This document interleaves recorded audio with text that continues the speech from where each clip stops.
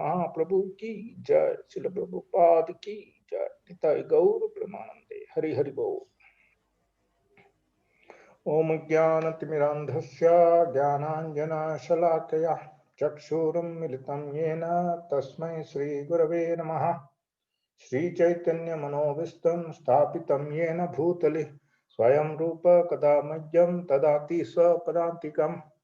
वन्देऽहं श्रीगुरो श्रीयुतपदकमलं श्रीगुरुं वैष्णवांश्च श्रीरूपं साग्रजातं सहगणा रघुनाथान्वितं तं सजीवम् साद्वैतं सावधूतं परिजनसहितं कृष्णचैतन्यदेवं श्रीराधाकृष्णपादान् सहगण ललिता श्रीविशाखान्वितांश्च। हे कृष्णा करुणा सिंधु दीनबंधु जगत्पते गोपेश गोपिका कांता राधा कांता नमोस्तुते। तप्त कांचन गौरांगी राधे वृंदावनेश्वरी वृषभानुसुते देवी प्रणमामि हरिप्रिये। वाञ्छाकल्पतरुभ्यश्च कृपा सिन्धुभ्य एव च पतितानां पावनेभ्यो वैष्णवेभ्यो नमो नमः। श्रीकृष्ण चैतन्य प्रभो नित्यानंद श्री अद्वैत गदाधर श्रीवासादि गौरभक्तवृंदा। हरे कृष्णा कृष्णा कृष्णा हरे हरे, हरे राम राम राम हरे हरे। नारायणं नमस्कृत्यं नरं चैव नरोत्तमं देवीं सरस्वतीं व्यासं ततो जयमुदीरया। नष्टप्रायेषु अभद्रेषु नित्यं भागवत सेवया भगवती उत्तमश्लोके भक्तिर्भवति नैष्टके।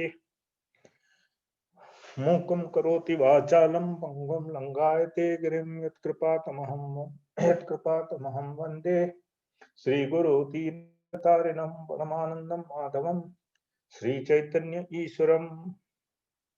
नमो ओम विष्णुपादाय कृष्णप्रेष्ठाय भूतले श्रीमते जयपताका स्वामिन् नामिने। नमाचार्य पादाय निताय कृपापदार्णे गौरकथा ग्रामदाय नगर ग्रामधारिणे। नमो ओम विष्णुपादाय कृष्णप्रेष्ठाय भूतले श्रीमते भक्ति वेदांत स्वामिन् नामिने।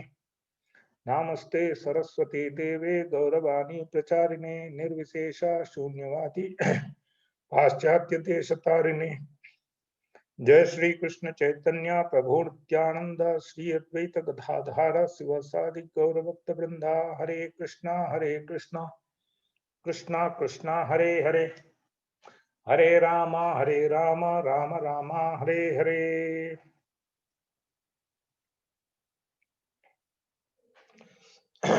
Welcome everybody to the Saturday evening Bhagavatam class. We are reading the prayers Stavamala from Srimad Bhagavatam, and today will be the last 10 verses of Prahlad Maharaj's prayers, which he is offering to the Supreme Lord. We have had 4 sessions earlier on, and today will be the last set of 10 prayers, which we will see, which is very instrumental. There are quite a few inspirational points there, especially the last point. So hopefully we will be able to recite this nicely for the pleasure of our spiritual masters, for the pleasure of Prabhupada, for the pleasure of Mahaprabhu, and for the pleasure of the Supreme Lord, and simultaneously for our own purifications. Hare Krishna.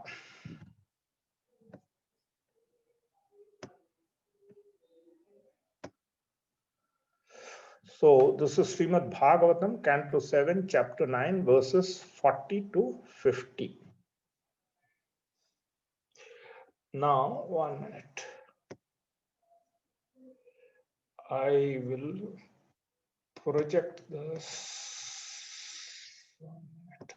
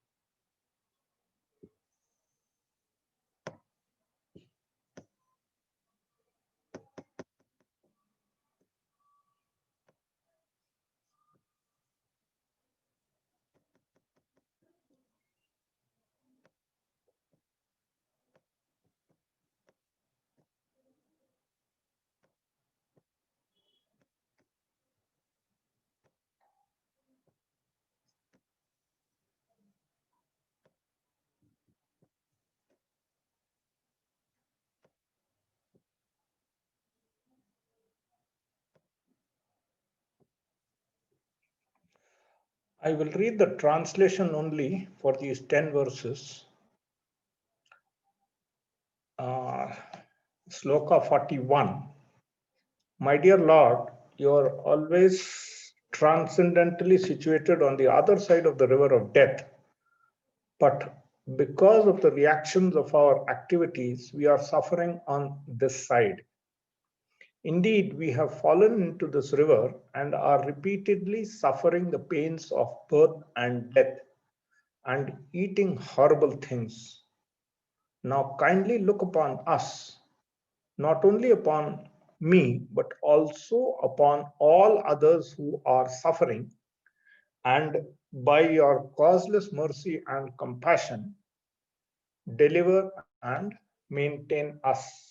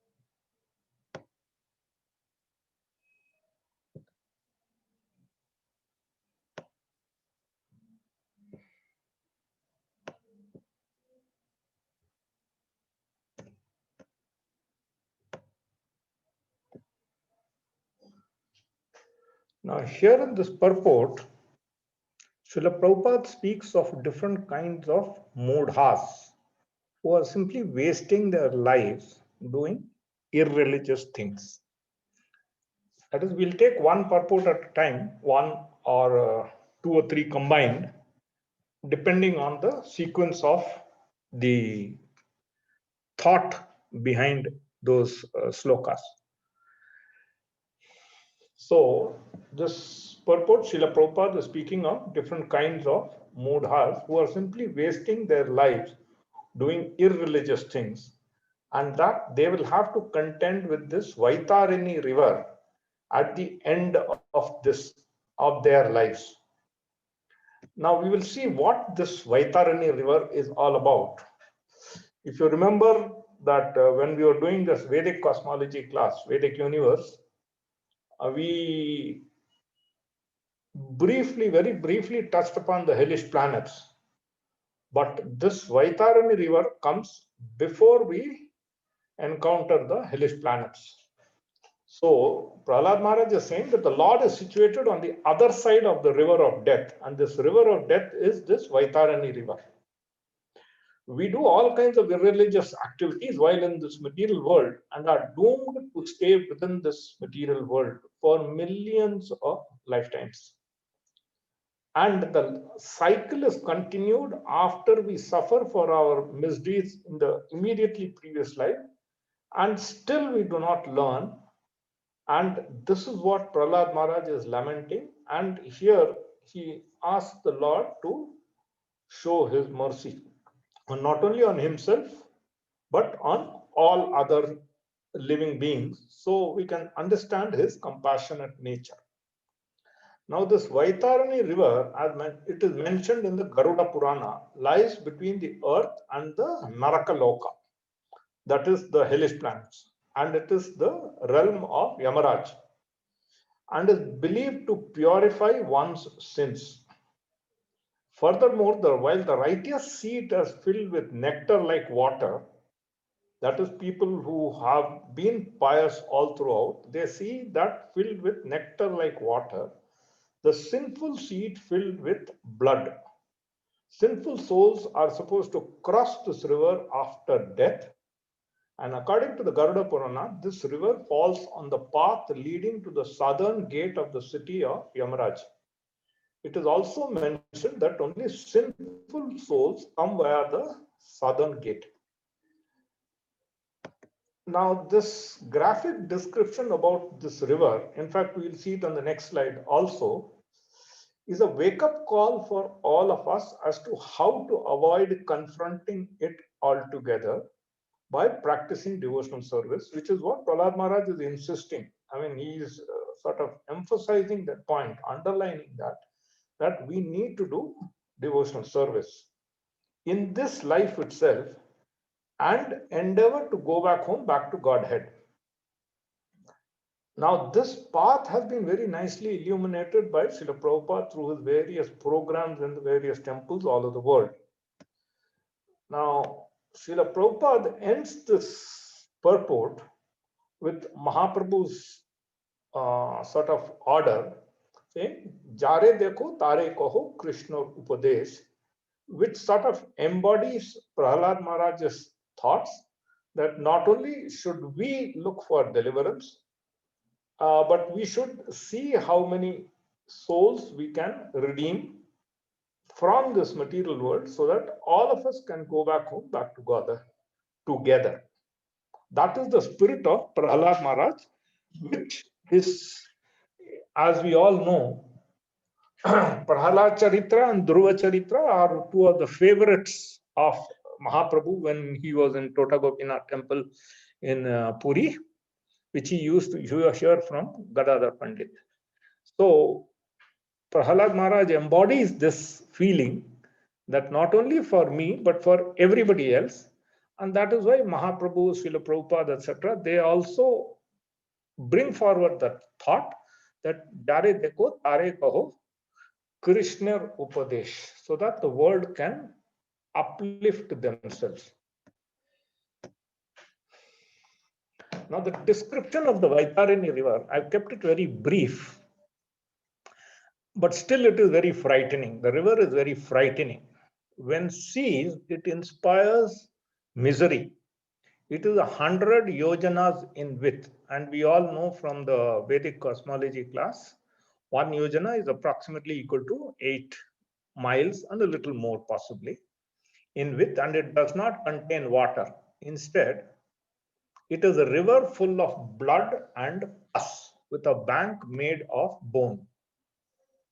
For the sinful, it is well nigh impossible to cross the river. They are obstructed by hairy moss, crocodiles, flesh-eating birds, and a great many insects. When a sinner comes near the river in an attempt to cross, it seethes and becomes overspread with smoke and flame. It is said that the sinful are hungry and thirsty, and so they drink to fill their emptiness.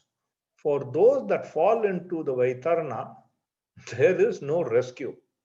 The whirlpools take the fallen into a lower region.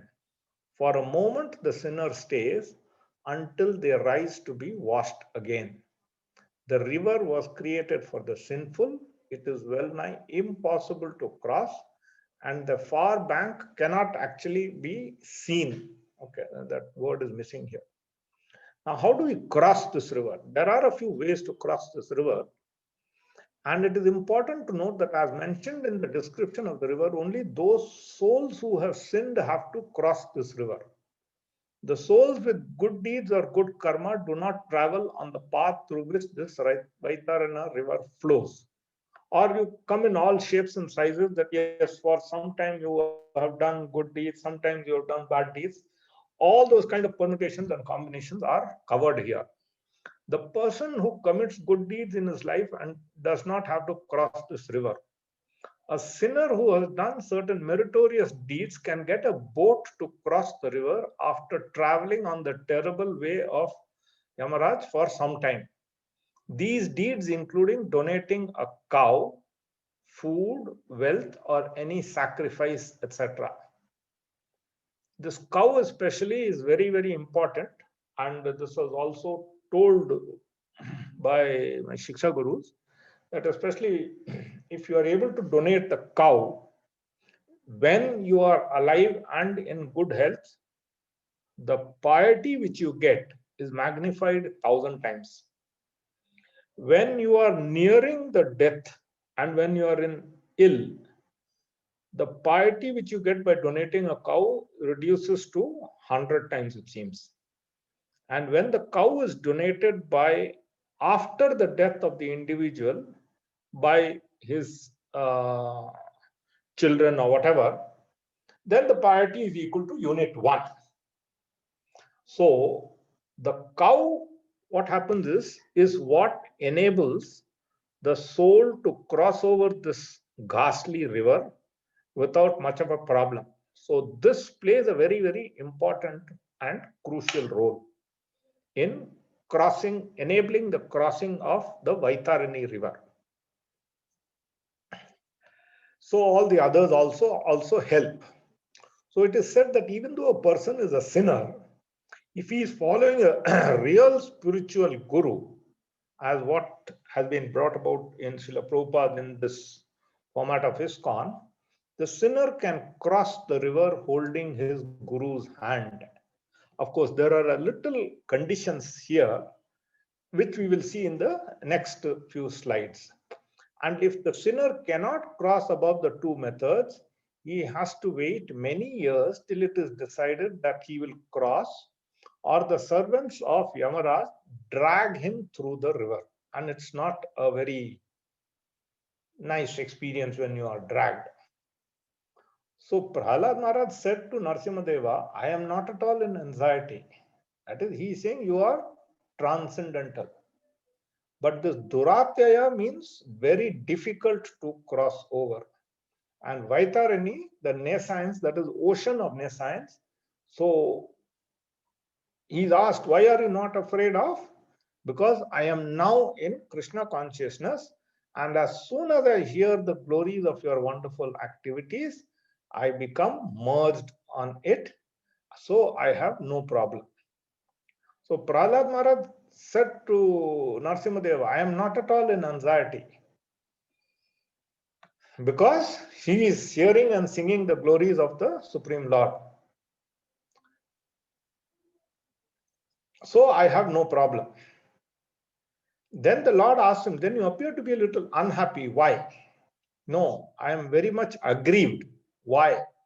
For those rascals who do not take to Krishna consciousness, I am thinking of them. This is the compassionate side of Prahlad Maharaj, where he is not only thinking of himself, but he is also thinking of all the other mudhas, that they should also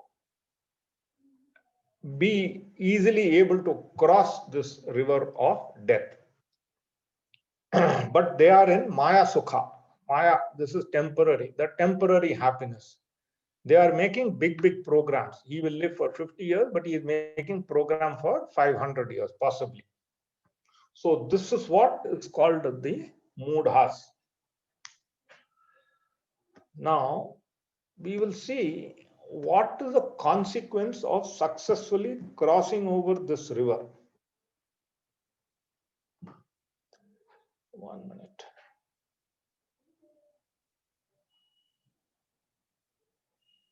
This is 4.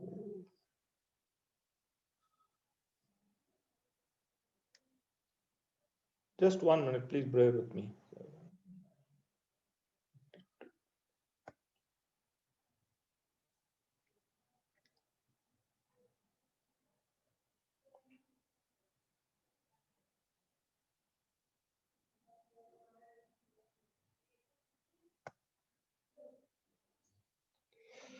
Now, after successfully crossing this river, the sinners reach the southern gate of the city of Yama.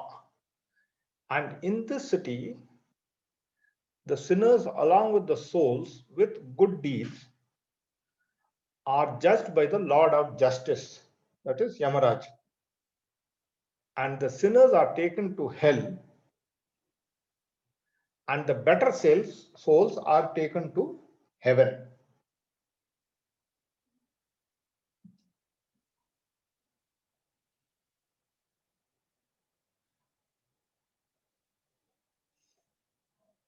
Now, if a soul cannot cross the Vaitarini river, then he cannot be taken to hell. He is stuck at its shores. So thus, this prevents him from getting reborn on the earth as human or animal, And these souls are considered as ghosts who have not passed on and are stuck. So this is the problem, or this goes to sort of underline the importance of what Srila Prabhupada has given us.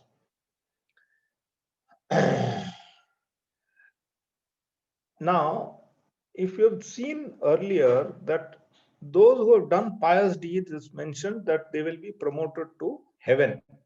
Now that heaven is also within the material world, and so we should not be having those kind of aspirations that we want to remain within this material world. No, we need to get out of this material world altogether by not getting into pious deeds or improper deeds, irreligious deeds.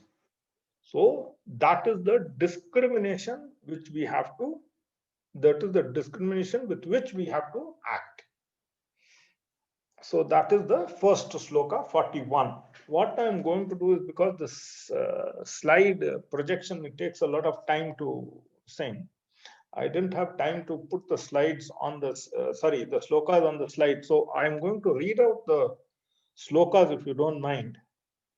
The text number 42, the translation is, O my Lord, O Supreme Personality of Godhead, original spiritual master of the entire world, what is the difficulty for you who manage the affairs of the universe in delivering the fallen souls engaged in your devotional service?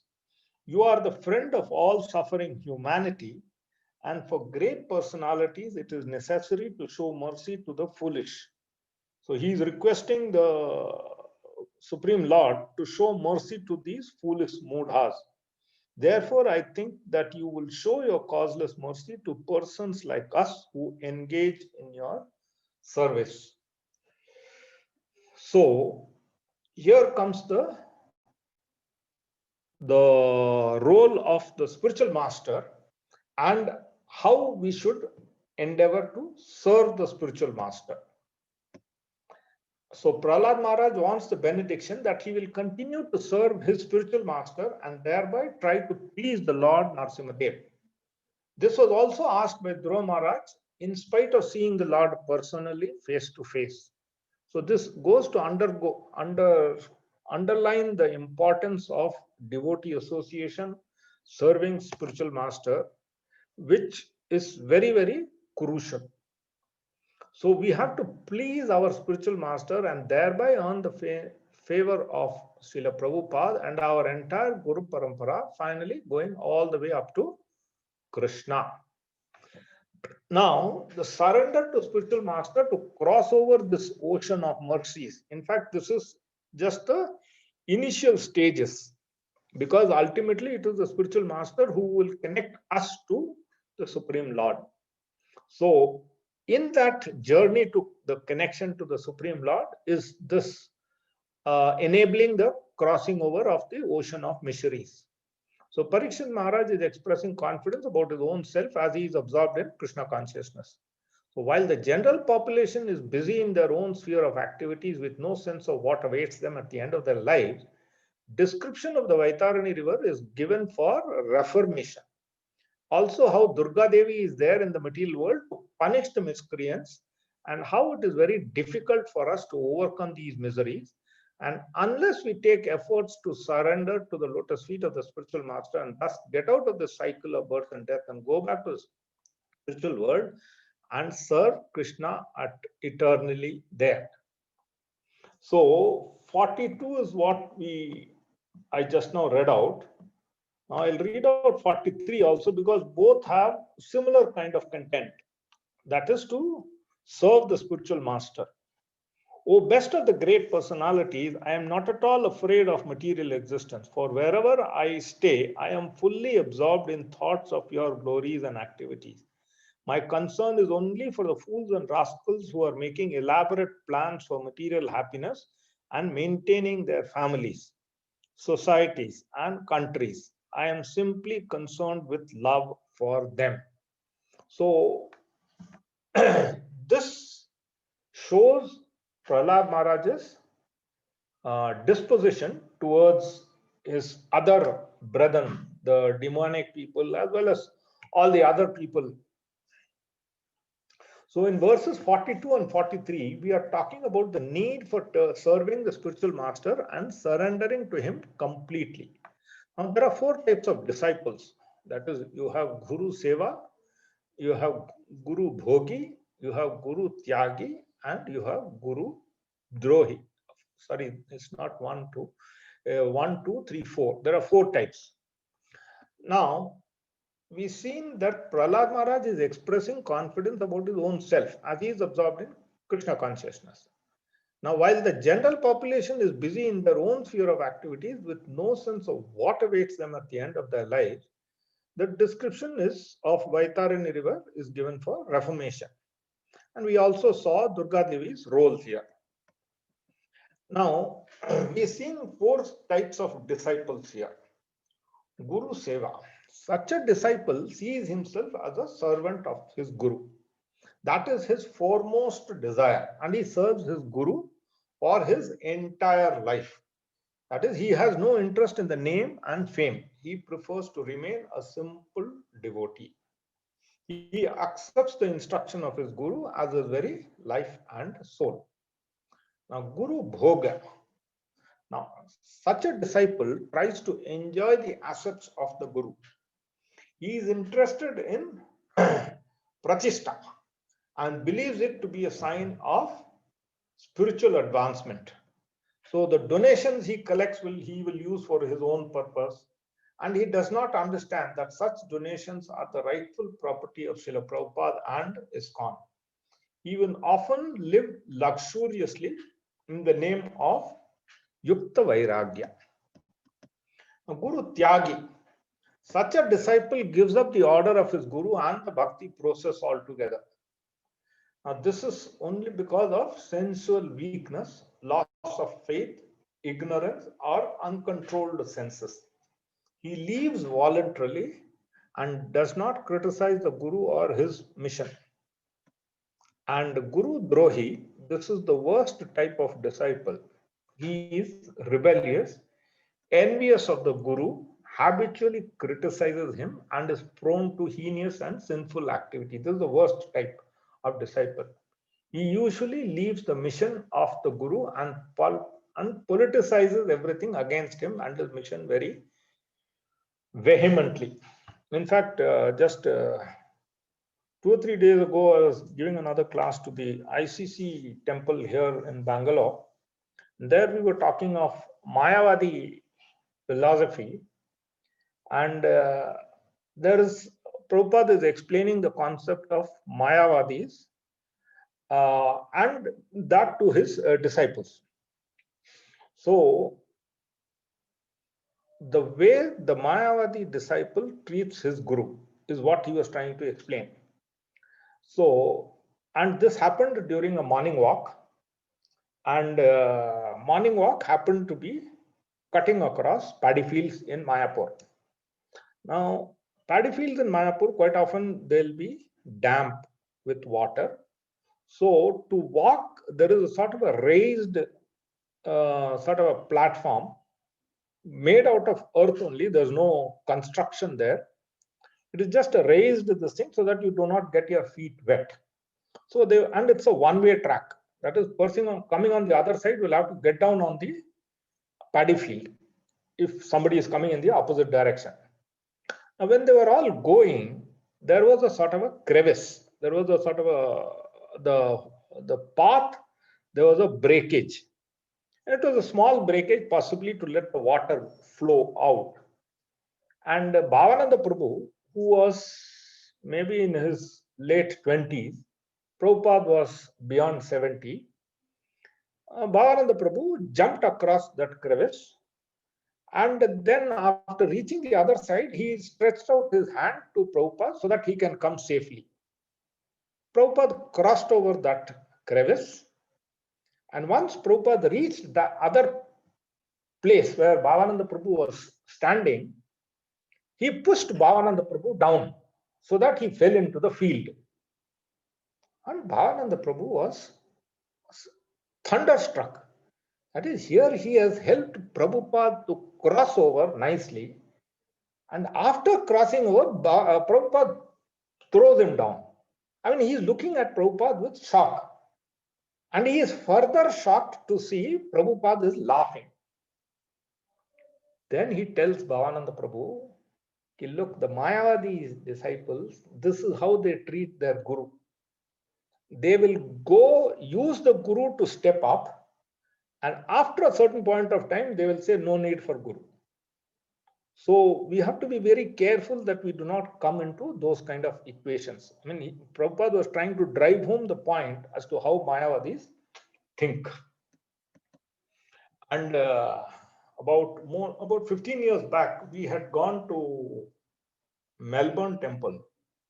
And this is very, very stark in my memory. So I'm just sharing this with you. We had just reached the temple and we had checked in, 4 of us. And fortunately, our room was exactly opposite the room where Prabhupada used to stay in the Melbourne temple. So at that time, Aniruddha Prabhu, the temple president, he is an Australian. He came to greet us. We had just put our bags down and he was there. And he said, "Oh, you are all from India?" I said, "Yeah." And he said, "Okay, you all freshen up. So can I come after 1.5 hours? I want to show you Prabhupada's room." He didn't talk about temple, darshan of deities, nothing. He said, "I'll come after 1.5 hours. You all freshen up and we'll go see Prabhupada's room." So we were all ready and he took us there. And the way he was explaining that, yes, this is where Prabhupada used to sit. This is where he used to play his harmonium. This is where he used to play sitar. All Prabhupada's artifacts were there, preserved so very nicely. And mind you, he's a temple president. He's not any ordinary person looking after that room. The amount of sort of love he put into that conversation, we could see that, yes, they knew Prabhupada totally. And actually, our Shiksha Guru Radhabhav Prabhu, he has this habit of always asking us to recount when we go back to Dubai as to what is our learning, especially when we go to various temples overseas. So my learning was these devotees who were under Prabhupada, they knew Prabhupada. Possibly they did not know Krishna, but they knew Prabhupada in and out. And it was Prabhupada's responsibility to take them back home, back to Godhead. So this is the kind of sort of a faith which we should have in serving our spiritual masters, so that things like this Vaitarini river is of no consequence to us. Our spiritual masters will hold our hand and help us to cross this river, this horrible river, or see that, yes, a boat is provided that we serve our spiritual masters with no duplicity, with sheer faithfulness. So it was a very learning experience in this Melbourne temple, and it is still stuck in my mind that those devotees, they had immense faith on Prabhupada. If Prabhupada told them, "You jump through this window," they would have jumped. They won't bother about the consequences, that they will break their hand, leg, or whatever, because they knew they had implicit faith on the words of Prabhupada.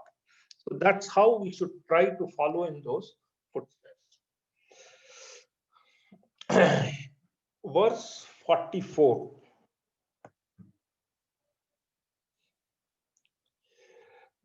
My dear Lord Narasimhadeva, I see that there are many saintly persons indeed, but they are not interested only in their own deliverance.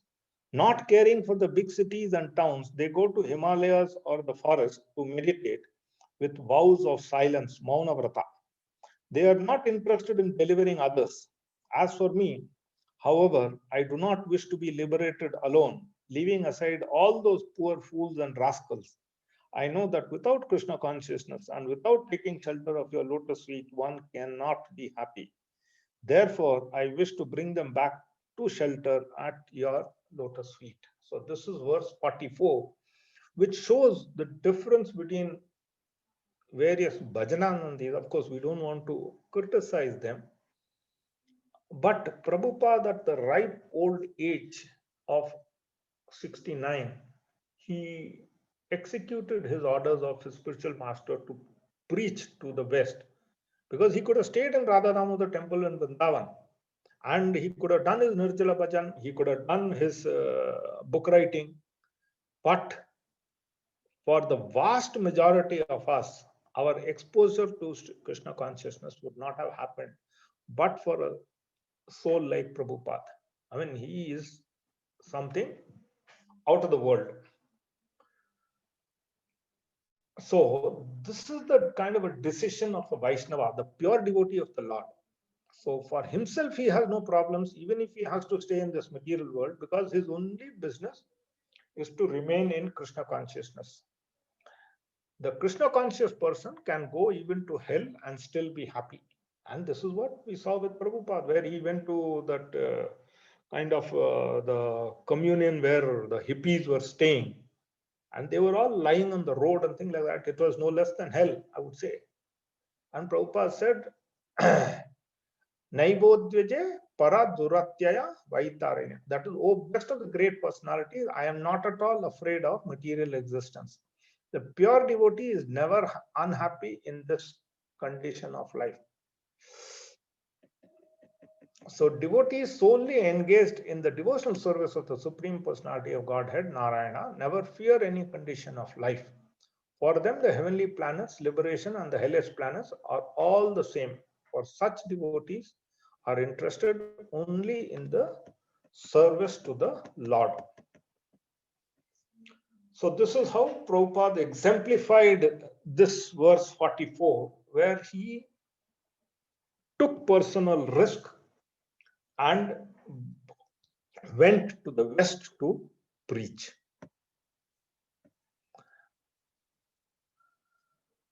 Now, this is verse 45 is about the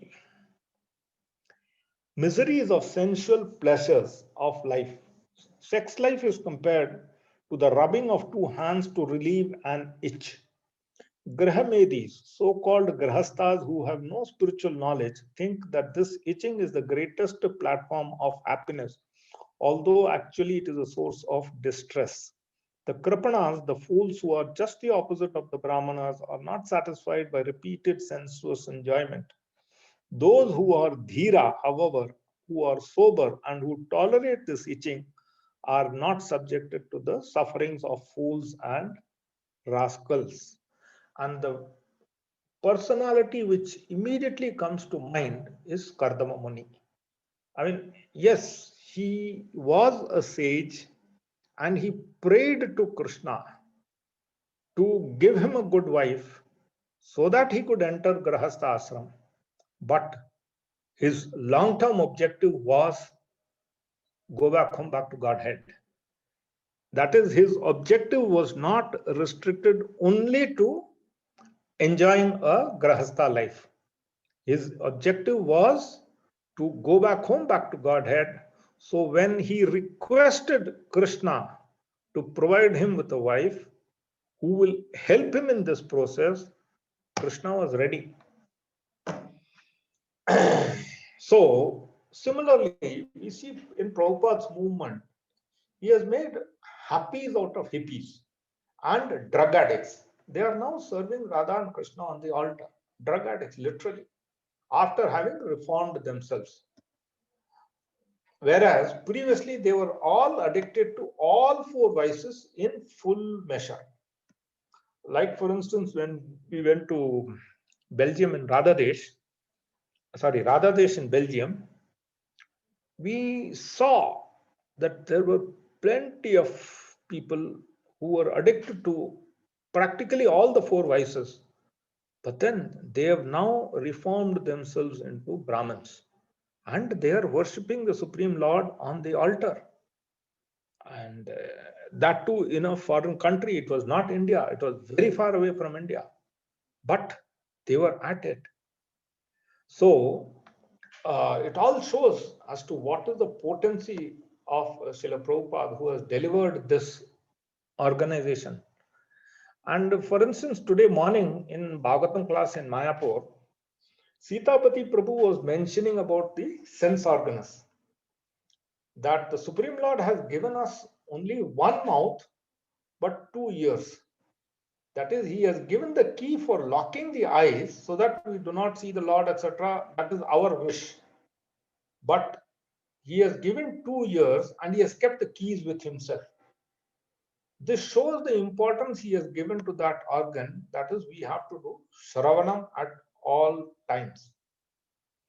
And Shravanam again and again. We have to keep repeatedly hearing the lectures given, Bhagavatam classes given by various devotees, sannyasis, Prabhupada, etc. So that though that Vani will go and transform our hearts in due course of time. Incidentally, no, fine, okay. So we move on to the last 5 verses, which is 46 to 50. And these 5 verses actually embody one principle.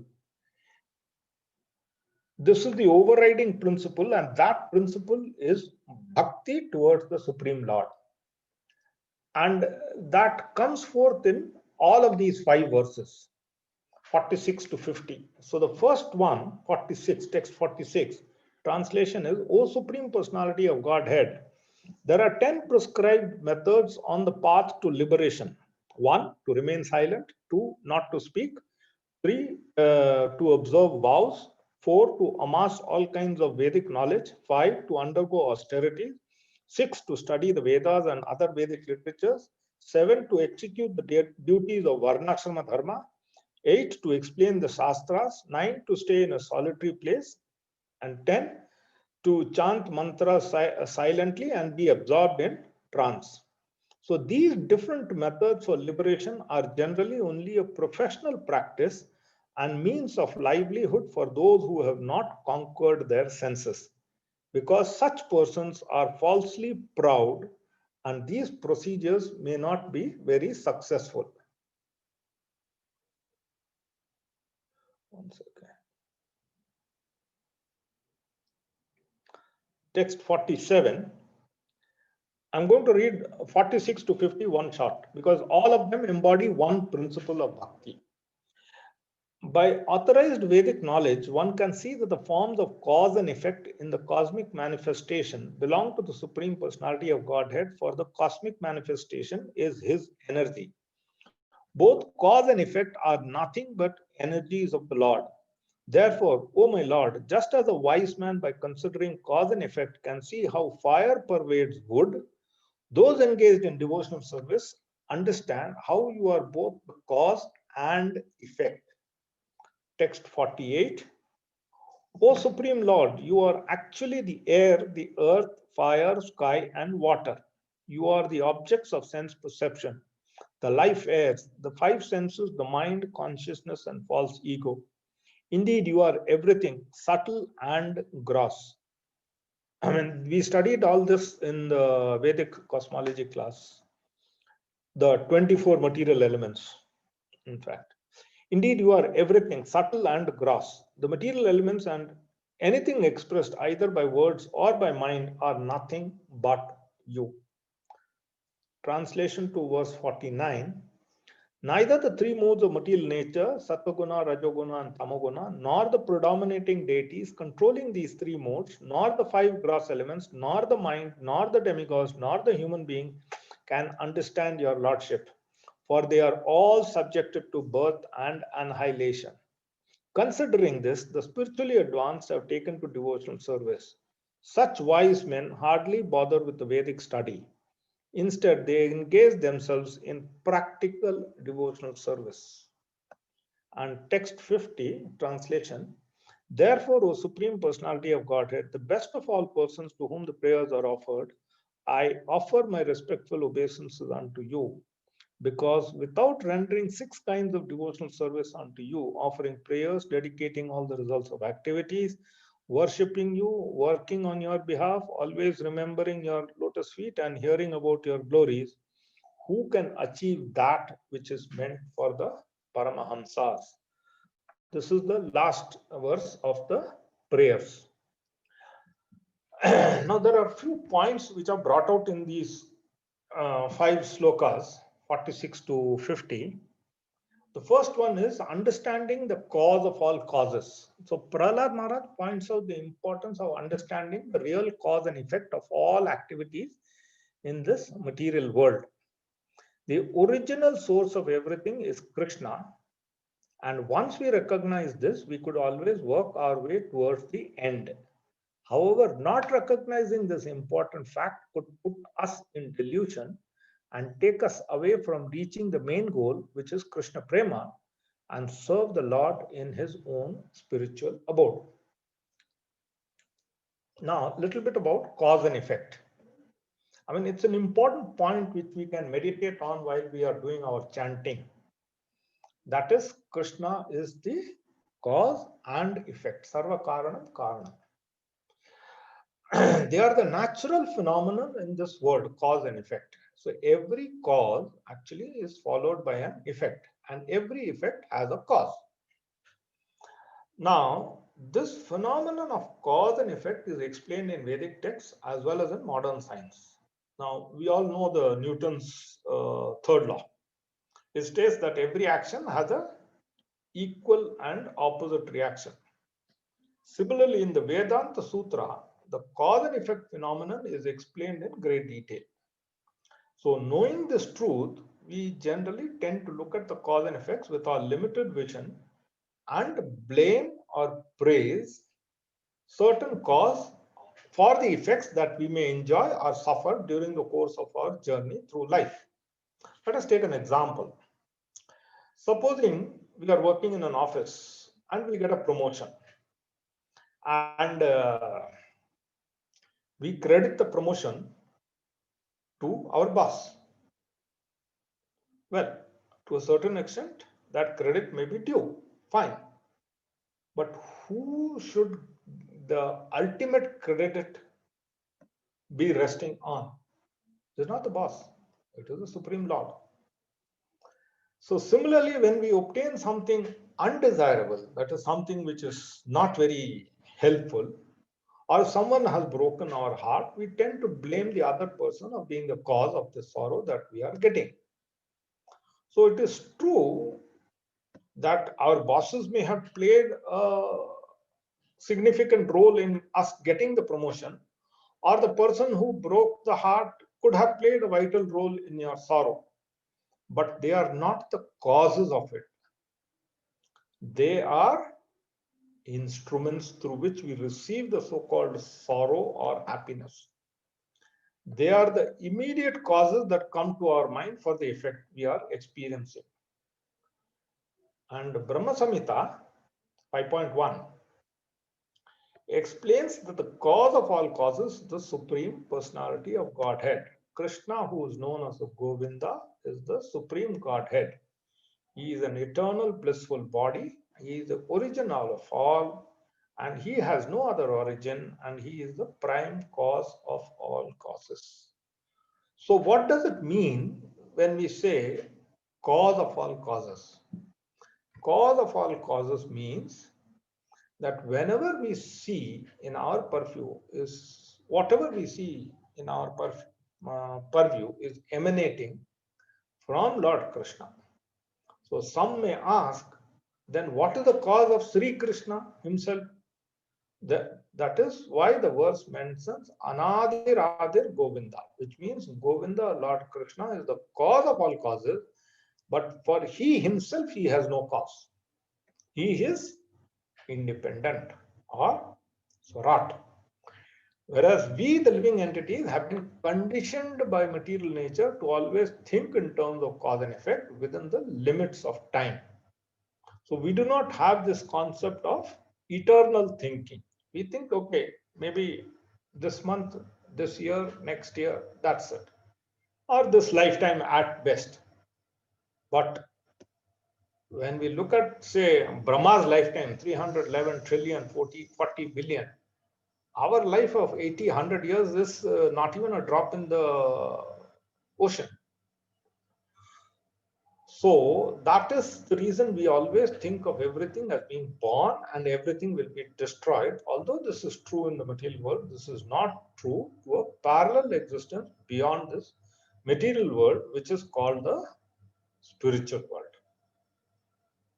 And the information about the spiritual world is not known to these modern science.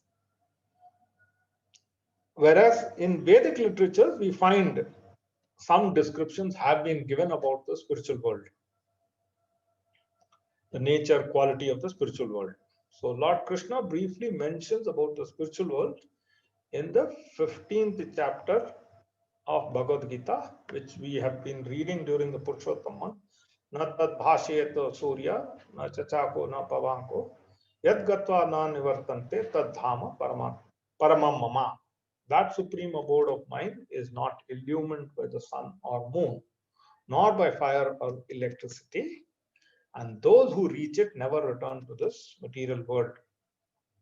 So, as per the verse of Brahma in Brahma Samhita, Lord Sri Krishna is the supreme cause of all causes. That means whatever good or bad we receive in our life has its roots, cause coming from Lord Krishna. But there is something more deeper to that. It should not mean that we can blame Krishna for everything which goes wrong in our lives. And for whatever good we obtain, we praise him a little, but within we believe that we are the cause of that. Although ultimate cause is undoubtedly Krishna, the respective happiness or sorrow which we receive in the material world is not as per his wish.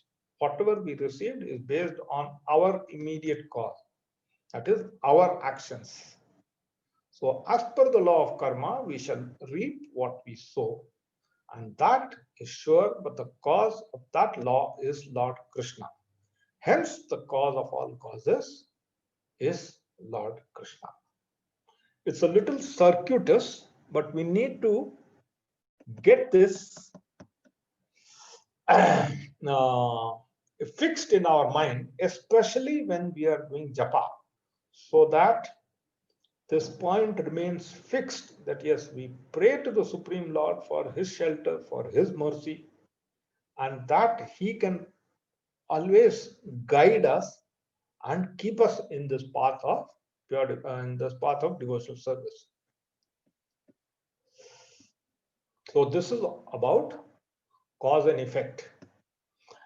Now, all this is actually the underlying point is about bhakti. We should not forget that. And so, where does the Lord reside? That for text, verse 48. We must recognize the all-pervasive nature of the Supreme Lord. Bhagavad Gita 9.4 tells, I exist everywhere and everything exists in me, yet I am not visible everywhere. The Lord can be visible only through devotional service.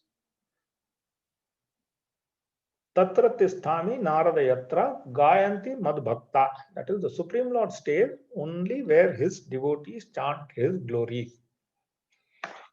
And 49, verse 49 is bhakti is the be all and end all of all activities in life.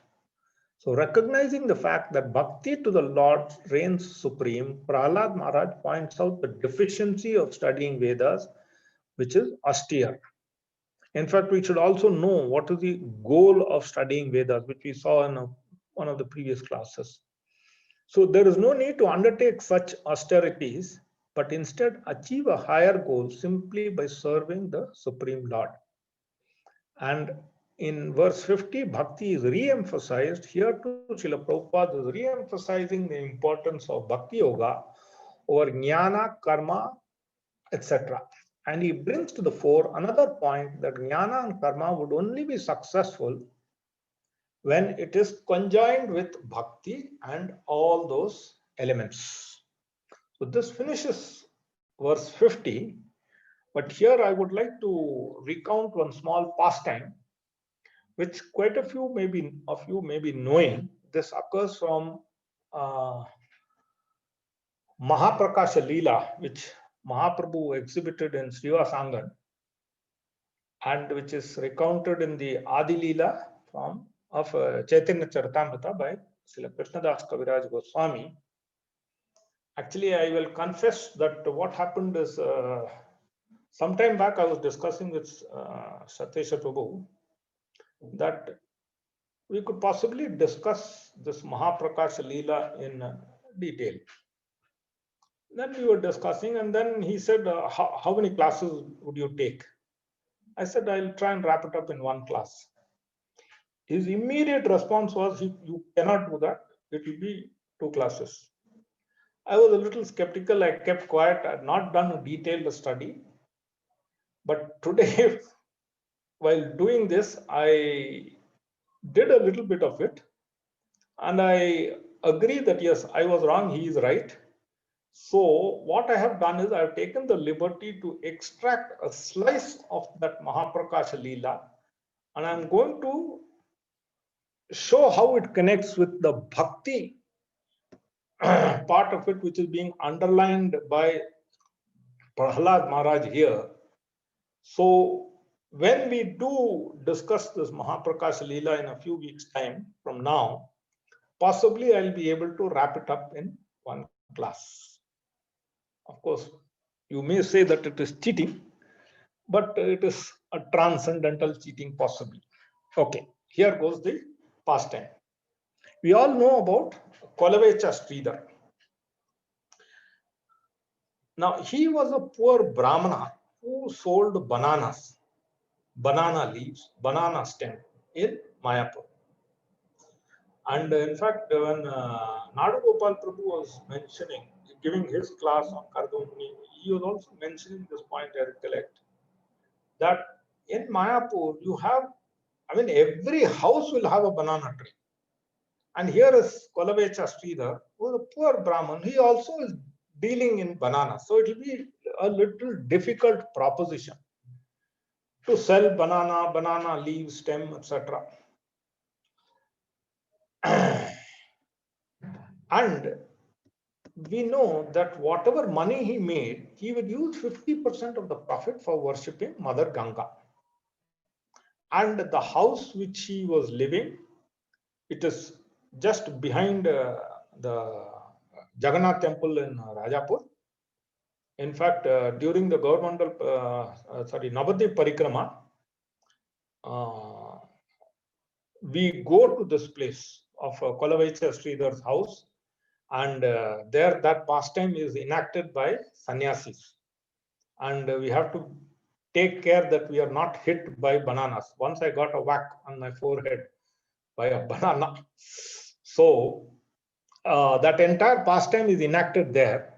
And I was mentioning about the paddy fields. That paddy field, we'll have to walk across the paddy fields beyond Rajapur to get to Kolavecha Sridhar's house.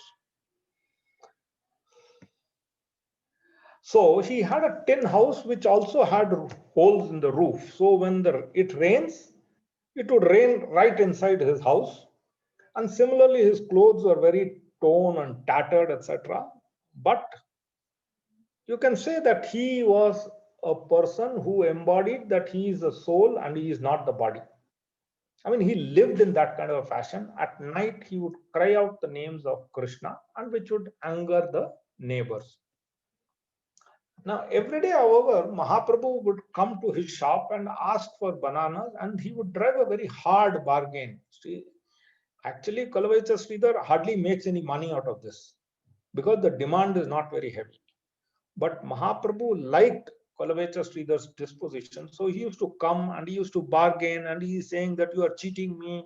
Mahaprabhu would tell Sridhar that you are cheating me, you are charging me too much in this, that, you have to give me free, and he would run away and Sridhar would run behind him. So it will be all a leela. So he would accuse Sridhar of profiteering when actually margins were very thin. But this kind of a back and forth discussion between Mahaprabhu and Sridhar, Mahaprabhu would spend 3 hours every day haggling for the price of the bananas. And Sridhar also would enjoy this encounter very much. And that is rasa. So much so that if on one day Mahaprabhu was late or he was not coming, Sridhar Prabhu would look out for him. And at that time, Sridhar Prabhu did not know that Mahaprabhu was the Supreme Personality of Godhead.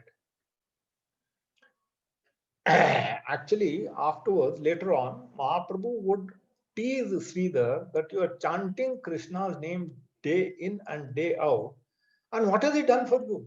Look at the other atheists and all the other who are worshipping devatas. They are living around you. They are so rich and they are worshipping devatas. You are worshipping Krishna. What have you got? Your clothes are torn. Your house is not proper. Why are you worshipping this thing? You used to taunt him. Sridhar replied that in my life, I have seen the king, very rich, wonderful clothes, very nice house, nice family, etc. And I also see that bird which is living on that tree, wearing the same feathers every day, eating little morsels of food. And I do not see any difference between the life of a bird and that of a king. Because in the passing of time, they are both enjoying and suffering to various degrees. But they are only enjoying and suffering. I, however, am tasting the nectar of Krishna's rasas. So I don't need any of these things. Mahaprabhu, he further teased him and said that, okay, one of these days I'm going to expose your hypocrisy. You're only pretending to be poverty stricken, but you have immense hidden wealth, and I'm going to expose them. You wait. So this happened sometime earlier on, and the Mahaprakash Leela is starting. So Chaitanya Mahaprabhu asked everybody assembled for Abhishek.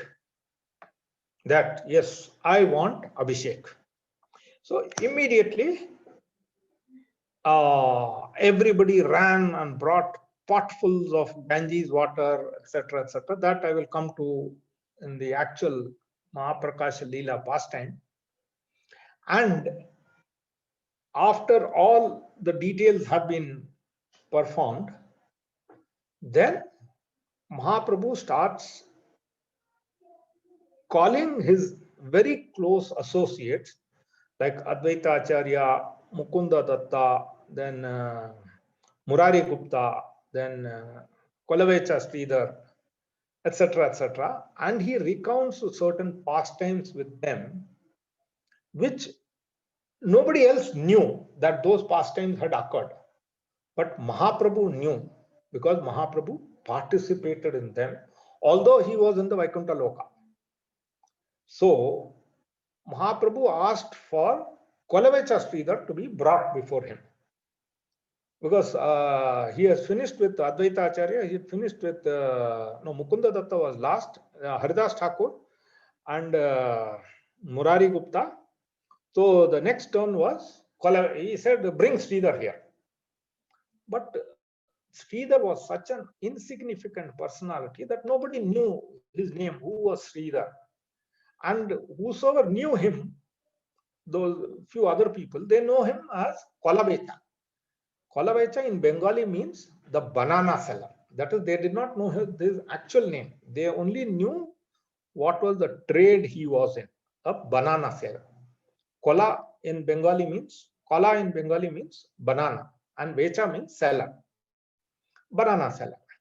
So they did not know how to identify him, these devotees who were in Srivasangan that day. So they asked Mahaprabhu, how do we know? We don't know who he is. Where is he? Mahaprabhu said, you don't have to identify him. Now you just go out, all of you go. And you look out for someone who is loudly chanting the names of Krishna.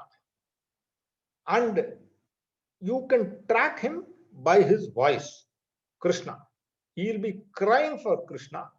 So you go and get him.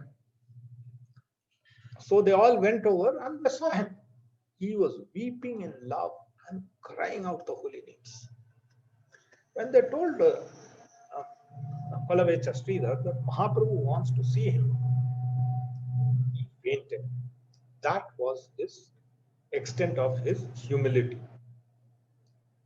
Now, afterwards, they literally bodily carried Kolavecha Sridhar to Srivasangan, and it's quite a good distance from his house to Srivasangan in Mayapur. And the moment he saw Lord Chaitanya sitting on the throne of Lord Vishnu with all those Shaligram Shilas arranged on his lap, he fainted. And then Mahaprabhu called out to him by his name. And when he looked at Mahaprabhu, he saw Krishna. I mean, the entire Krishnadas Kaviraj Goswami has described Mahaprabhu very, very nicely. I'm not able to do it. So much so, there was a beautiful peacock feather decorating his crown, flower garlands down to his knees, and the Lord Mahaprabhu, as Krishna, was standing beside Balaram in Vrindavan. And then Kolavecha Sridhar also saw Brahma, Shiva, Anantashesh, and all the primary devatas singing prayers. Actually, Kolavecha Sridhar was a cowherd boy in Krishna Leela, and Mahaprabhu was revealing his Swarupa there in Srivasangan. After all this was over, Sridhar was asked to offer prayers to Mahaprabhu. He said, okay, you start now, you pray. Sridhar said, look, I have no education. I am illiterate. Anguta Thap. The Lord explained that educational qualifications are not required. Just speak what is in your heart, and Goddess Saraswati will appear on your tongue so that you can speak eloquently what is in your heart. So Sridhar began speaking. He said that praising Mahaprabhu, he started praising Mahaprabhu, that you have descended into this material world just to unveil the greatest treasure of pure devotional service. That is, pure devotional service resides in your body, and you bestow that pure devotional service to those devotees who approach you. Like, then he gives examples. How you have the love, how you have given the love to your devotee, and through that love, the devotees defeat you. This is the most transcendental and esoteric of all truths. That is, Mahaprabhu is Krishna Prem incarnate. And the people who approach Mahaprabhu, he gives them Krishna Prem. And through that Krishna Prem, they are able to defeat Mahaprabhu. This is that unique relationship. So it is transcendental and it is esoteric. So how you award pure devotional service to your intimate devotees and how you accept defeat at their very hands is, he started narrating. Bhishma, for instance. Bhishma defeated you by making you break your promise that you will not pick up weapons to fight. Yet to protect Arjuna, your dear devotee, you picked up the wheel to attack Bhishma. Point number one. Point number two, Mother Yashoda in the Damodar Leela pastime. She bound you with the rope of love. I mean, we all know this pastime, having just passed Damodar month, 1 or 2 months earlier. Similarly, Satyabhama, his wife, when she wanted that Parijata flower, which was only there in Indra's kingdom, there was a war which ensured over the tree, but yet Krishna brought that for his wife. And the Gopas, they defeat you, and you still carry them on your shoulders in public.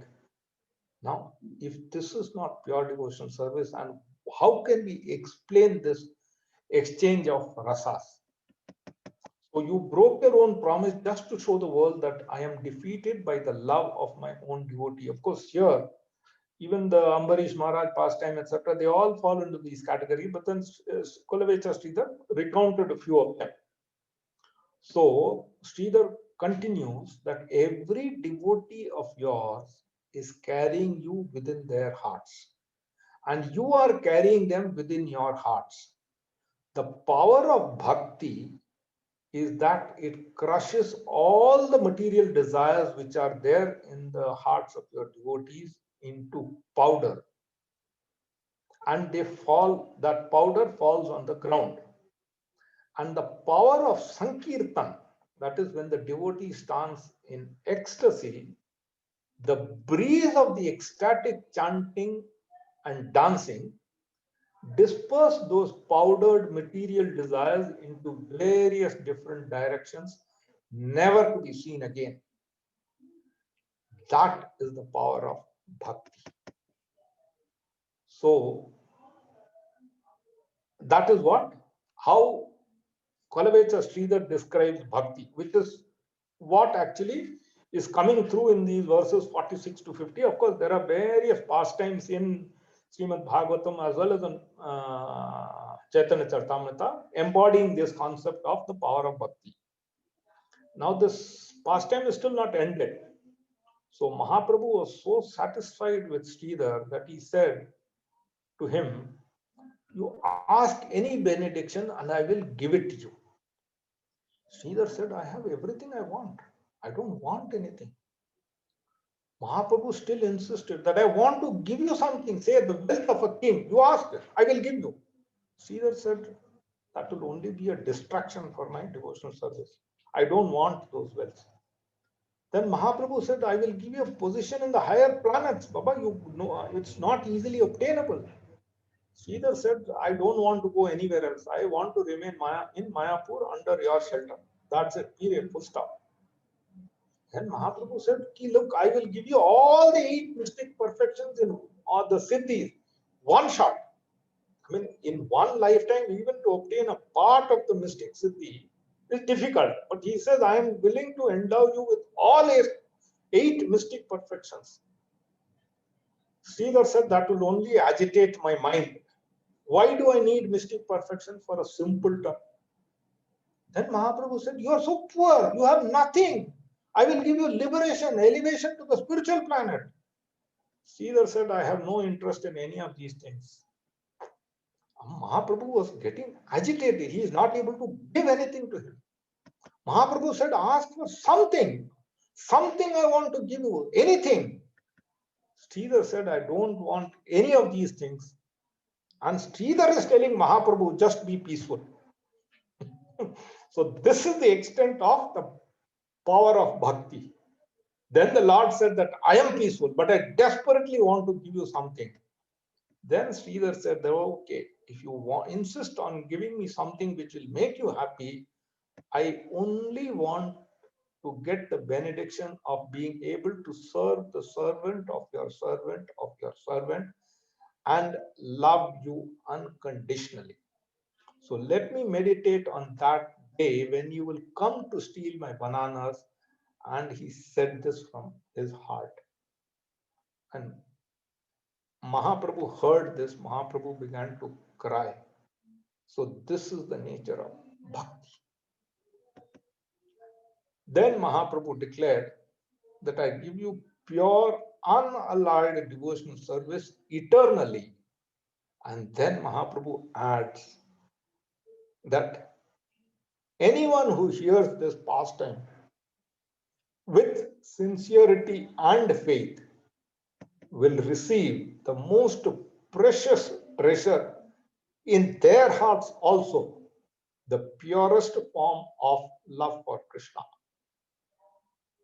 So hearing all this, all the devotees who were there, they lifted their arms in the air and loudly cried, Jai, Jai.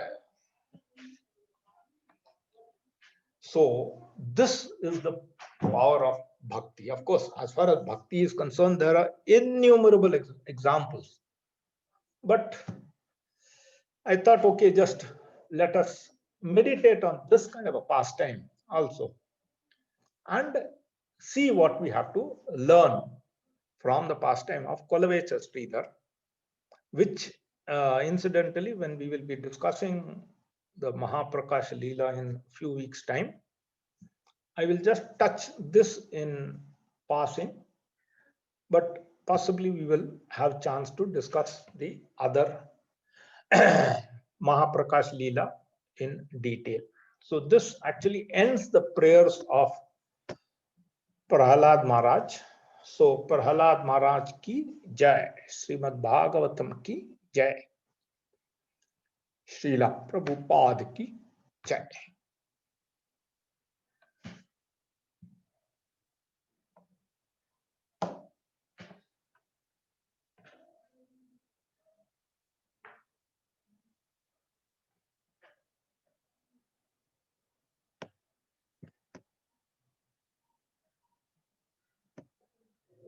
Haribol.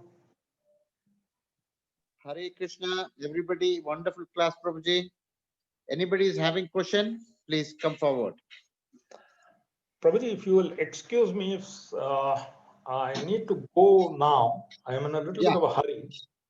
Done, And done. Japa talk will be taken by Haridas Prabhu. Is he there online? Yeah, done. I am there. Okay. And if there are any questions, Prabhu, if, you and Satesha Prabhu, if you can, and Purushottam Prasad Prabhu, if you can just field it. Or if anybody still wants to write to me, fine. So please, I would request you all to please excuse me now. I have to leave now. Thank you very Hare much, Krishna, Prabhuji. Prabhu. Hare Thank you Krishna. so much, Prabhuji. Vancha kalpataro bhishcha kripa sindhubhe vacha Vacha. pattanam pavanebhyo Vaishnavebhyo namo Namo Namo. Thank you so much, Jagannath. This is Anuttam Keshav Das from Perth, Australia. Oh, Hari Hari. Hare Krishna. Thank you, Prabhu. Thank you for dialing in. Hari Hari. Thank you, Prabhu. Hari Bo. Dandavat Pranam, Prabhu. Dandavat Pranam, Prabhuji. Hari Bo. Hari Hari. Can we start Japa talk, Prabhuji? Yeah, Prabhu. Definitely. Haridas, sorry, Prabhu. Yeah, yes. Yes, Hari. It's a small Japa talk. It's not a big one. So, as we are seeing in the series of Japa talk, this is more to talk about how we can increase our focus on the Japa. And so on this, we are sincerely seeing what Rukmini Krishna Prabhu speaks early in the morning in Punjabi Bagh. And there are a series of topics that he speaks which will spark our enthusiasm towards Japa. So in today's Japa talk, he speaks about how in one of the questions a disciple asks the spiritual master that how these two words, Krish and Na, and how these two words, Ram and Ma, these two words, how are they having so much of effect in the age of Kali? And he also asks that how are these different from material sounds, what we hear in the material world? Now, this is a question that we all might be asking in so many times in our mind, that we hear so many different sounds which might sound similar. So how is that only these two syllables are making the maximum effect and also giving us the highest goal of life, which is Krishna Prem? So Bhaktivinoda Thakur in his Jaiva Dharma, he mentions very clearly that a soul who is bound by the conditions of material life will take to the Shuddha Nam, or the pure chanting of the holy name, only when he attains a proper Swarupa, or the spiritual Swarupa. Till that time, he is taking the words as given to him. But how will he know his Swarupa? That has to be revealed by the Hladini Shakti or Srimati Radharani.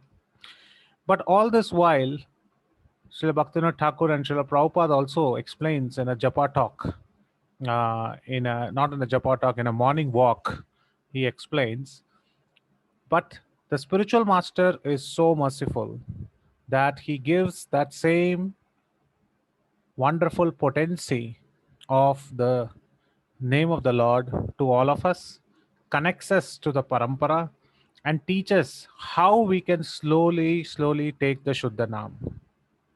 And he explains, Srila Prabhupada, he says that just like how the physician gives us a detailed instruction of how to take the medicine, similarly, we have to follow all the rules and regulations, which is the 10 offenses we have to avoid, and slow and steadily, constantly hear the holy name. Hare Krishna, Krishna Krishna, Hare Hare, Hare Rama, Rama Rama, Hare Hare. Constantly hearing this again and again, giving our full attention to it, we will slowly realize and come to a platform of taking Shuddhanam. So that should be our mood, and we should be always having our gratitude towards the spiritual master who has very mercifully given us this holy name, which is seemingly seems like material, but they are non-different from Krishna himself.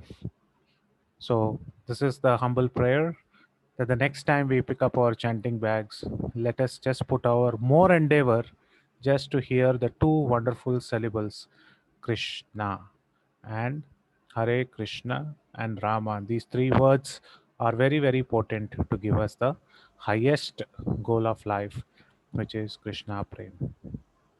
Thank you very much, Prabhu. Hari Bol. Prabhuji, Hare Krishna. So, Prabhuji, can I ask two yeah, questions? sure. Prabhuji, this Diksha Mala given by Guru Maharaj. So Guru Maharaj, when they give the Diksha, they pray in that Diksha Mala and then they give it to us, Prabhuji, and then they officially, when connecting us to the Parampara. That was the first question, Prabhu. And second question was, suppose any person who is initiated and he expires or he passes away, so what happens to that initiation mala? So what is the procedure? Anything which is it, I mean, put it in Ganga or what? Anybody can. Yeah. If Prabhu, Prabhuji you can want to answer take that. the first question? I can take the second.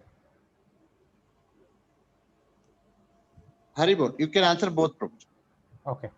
So the first question is that what does a spiritual master do? So the spiritual master, as it says, Brahmanda Brahmite Jiva, Kono Bhagyavan Jeev, Guru Krishna Prasad Paye Bhakti Lata Beach.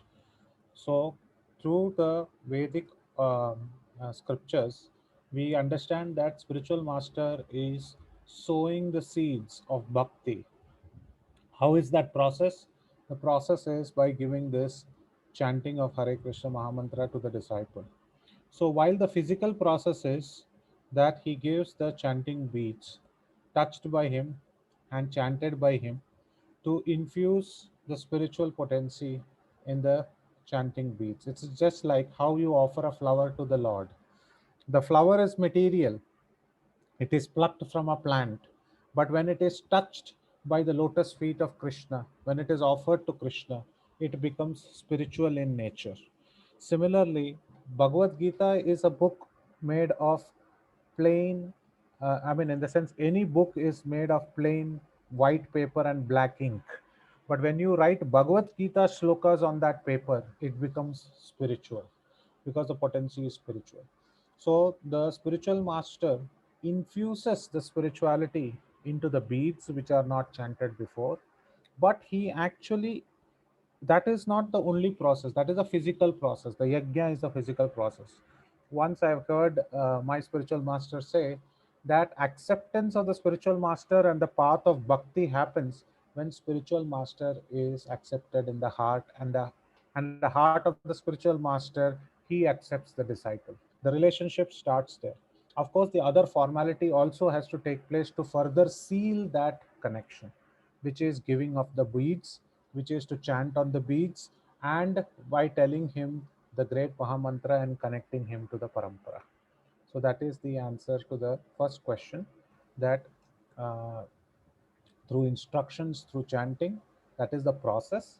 However, the process of initiation happens when the spiritual master accepts the disciple from the heart. We can see that practically today also. During the corona also, there have been many initiations which have taken place. How has that taken place? That has taken place because the spiritual master has called the disciple, told the mantra, either Gayatri or the Harinam mantra, and then later, at a later stage, whenever the yajna is happening, they will sit for the yajna together. So this means that the process is a process which has to be, which is necessary, because the vow is always taken in front of the sacrificial fire. But the heart to heart transformation, or the sowing of the bhakti beej, more firmly happens when the spiritual master accepts the disciple in his heart. So that is the answer to the first one. The answer to the second is, what happens when a devotee passes away? So there is a great deal of science here. I think in the Srimad Bhagavatam or one of the scriptures, I'll give you the quote later, that any article any article used by a Vaishnava is also considered very, very sacred.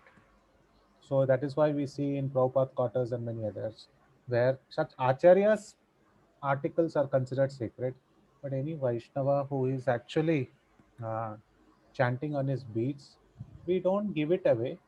If somebody cannot take care and it is going to go and become in a very bad way, yes, we discard it as per proper rites.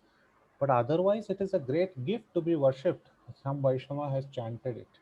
So even today, the Prabhupada's curtains, which were there in Prabhupada's room, small 3 centimeter curtain is also framed and kept in devotees' houses, because Houses every those particles have touched. Prabhupada's chanting of Hare Krishna.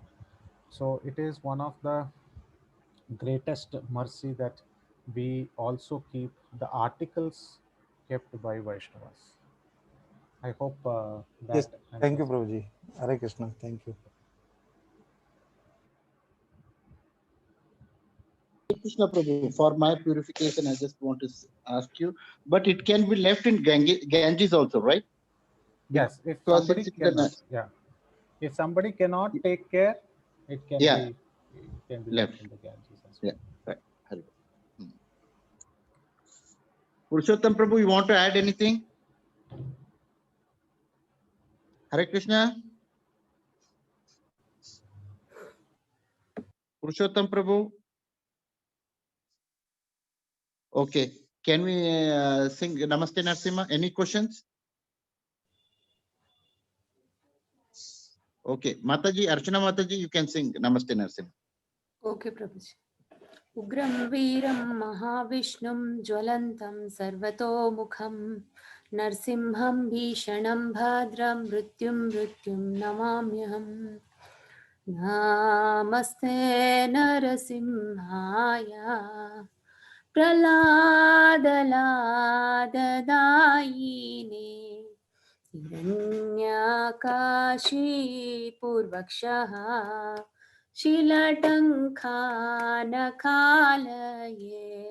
इतो नरसिंहा परतो नरसिंहा यतो यामि ततो नरसिंहा भगे नरसिंहा हृदये नरसिंहा नरसिंहं मदिं शरणं प्रपदे तव करकमलवरे नखा अद्भुत शृङ्गा दलिता हिरण्यकशिपु तनुभृङ्गा केशवदिता नरहरिरूपा जय जगदीश हरे जय जगदीश हरे जय जगदीश हरे जय केशवदृता नरहरि रूपा जय जगदीश हरे जय जगदीश हरे जय जगदीश हरे जयो नरसिंहदेव नरसिंहदेव नरसिंहदेव जयो नरसिंहदेव जयो लक्ष्मी नरसिंह जयो लक्ष्मी नरसिंह लक्ष्मी नरसिंह जयो अनंत देव जयो प्रह्लाद महाराज प्रह्लाद महाराज जय भक्त प्रह्लाद पिताय गौर हरि बोल हरि बोल हरि बोल हरि बोल जय जय प्रभुपाद प्रभुपाद प्रभुपाद प्रभुपाद जय जय गुरुदेव गुरुदेव गुरुदेव गुरुदेव। भक्ति विघ्न विनाशक नरसिम्हदेव भगवान की जय। भक्तराज प्रहलाद महाराज की जय। निताय गौर प्रेमानंद। हरि हरि बोल। Thank you very much, everybody. Once we will pray for everybody, because everybody has participated in this program. For everybody's spiritual upliftment, we'll just pray Hare Krishna Mahamantra once together. Hare Krishna, Hare Hare Krishna, Krishna, Krishna Hare Krishna, Hare Hare Hare, Hare Hare Rama, Rama, Hare Rama Rama, Rama, Hare Hare Hare. Hare Krishna. One sad news that there was a very severe accident on the road, and some about 10 of them have left their bodies, Oh, and they happen to be our Gurumai's classmates. So we will all pray for these souls for eternal peace. Hare Krishna. So Hare Krishna, everybody. Hare Krishna, Hare Krishna, Hare Krishna, Krishna Krishna, Hare Hare, Hare Rama, Hare Rama, Rama Rama, For Hare. Guru Maharaj also, Prabhu. Yeah, sure. Yeah. Hare Krishna, Hare Krishna, Krishna Krishna, Hare Hare, Hare Rama, Hare Rama, Rama Rama, Hare For Hare. Guru Maharaj chanting, that Zoom link is always working 24 hours. Devotees are chanting. Yeah, Haribol. Jai. Jai. Thank you so much, everybody. Hare Krishna. Hare To next Friday at 6 o'clock. Hare Krishna. Vancha. Hare Hare. Yeah. Kalpatarubhyascha Rubhascha kripa Sindhubhaivacha Nam पावनेभ्यो वैष्णवेभ्यो वैष्णवेभ्यो नमो नमः। Jai. अनंत कोटि वैष्णव वृंद की जय। From the key. Jai.